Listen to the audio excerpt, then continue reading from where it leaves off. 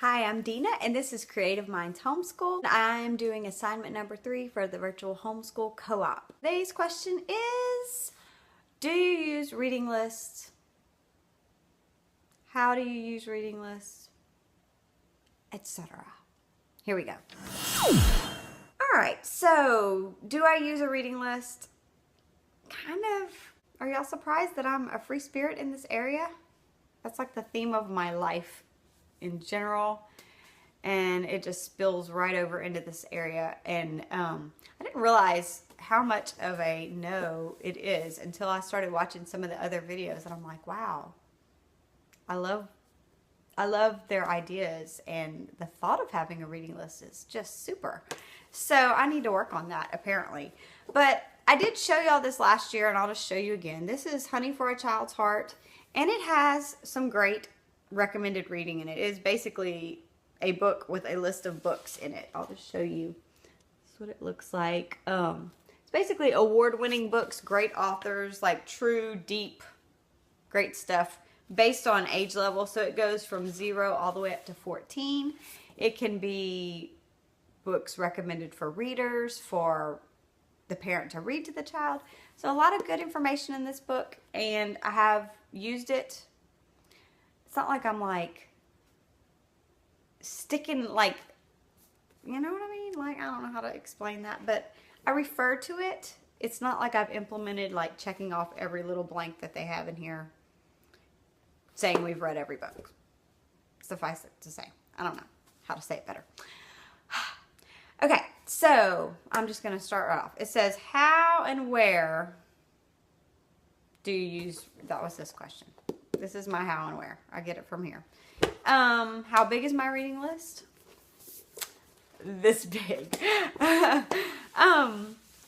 So in general, I guess I'm saying I use this for a reference. I really don't have a set amount of books, a set, we have to cover these books by the end of the year.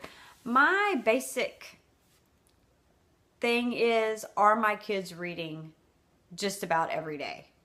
Yes. Okay. So, let's see. How do you assign reading? The girls are doing Hooked on Phonics. They're in kindergarten. So they are beginning readers, just beginning. So they're doing Hot books, Hooked on Phonics books. They're doing things like Bob books, very early readers, like sight word readers, or just like very simple, repetitive, decodable books is where they're at. So basically I have a shelf or a cubby hole on my shelf that is that age group, that reading level. And I'll just say, hey, you're done with your work, making a party in here. Hey, time to pick you some books off the shelf and go read them in a corner. Read them to a stuffed animal, read them to a doll, read them to yourself, read them to your sister. Knock yourself out. So that's how I handled them. With Everett, the way I assign reading, he is reading through 2 basically compilation readers that he is reading through this year.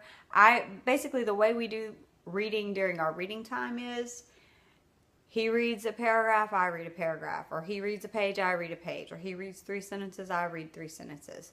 Just depends on kind of the mood he's in. He has been a reluctant reader. Anyway, so yeah, so we're kind of tackling those together. Another way I assign reading for him, because we are just now getting into the point where I'm getting him independent on reading. So the way I assign things for him is, like today, for example, we're doing Apple Week, or 2 weeks at our house. So I had a Johnny Appleseed reader that was his reading level. So at circle time, I was like, Everett, you're going to read this to us at circle time, and that's going to count for your extra reading for today. It was a win for me. He wanted to do it. The girls got to listen, which is awesome.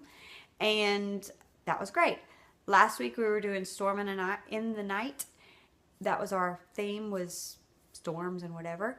Well, I had gotten a book from the library it's about the Berenstain Bears. It was like a compilation of 3 books that were about like faith, about what to do when you're afraid, that kind of thing. So he was reading through that during that time. And so that's kind of how I work assigned reading. I'm trying to get to the point where every day I give them about a 30-minute window and just say, go find a book on the shelf, read it. Or how many ever books can fill up 15 to 20 to 30 minutes, whatever. The other night, I had the girls taking a bath, one taking a bath, and then I rotated them. One of them picked books off the shelf. Okay. She said, I'm going to read them. I said, well, come sit in here in the bathroom and read to us while I'm giving her a bath or whatever. And then we flip-flopped, and it was great. So that was their extra reading. So that's how we handle assigned reading. I use Accelerated Reader to just kind of know what level the books are, just for my own knowledge. I mean, you know how it is. You can pretty much open a book and tell if your kids can be able to read it fairly easily or not. Usually with Everett, I figure the books that we are reading through as part of our reading curriculum, it's leveled out for you. As you go through the year, it progressively is getting harder. So I figure I just do the same thing with his reading books that we do.